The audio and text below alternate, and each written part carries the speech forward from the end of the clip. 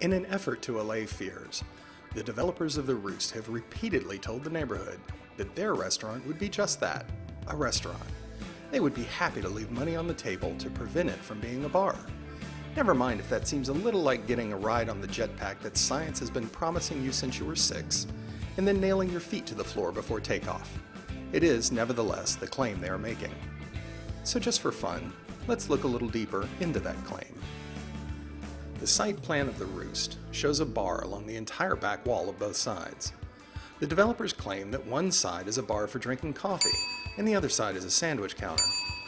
One imagines that anyone at the bar who asks for an alcoholic beverage will be asked for a password and escorted into a secret back room to drink with retired Venezuelan arms dealers, the great-great-granddaughter of Al Capone, and the frozen head of Walt Disney.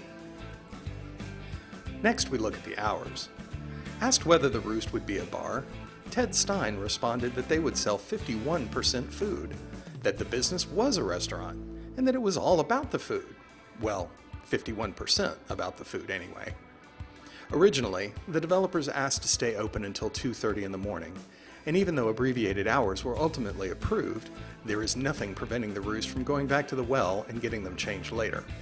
Because at 2 o'clock in the morning, everyone is going to head out to the place that just happens to serve a full bar for a great sandwich on artisanal bread. That happens all the time.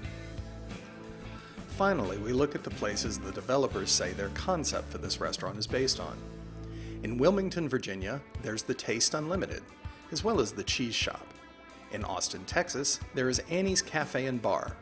And finally, in Washington, D.C. is the Tryst, as well as the restaurant, given the most credit for inspiring the Roost, the Coop. You may notice a theme developing here. So perhaps Mr. Stein and his largely silent partner, Mr. Dimitri, are on the up and up.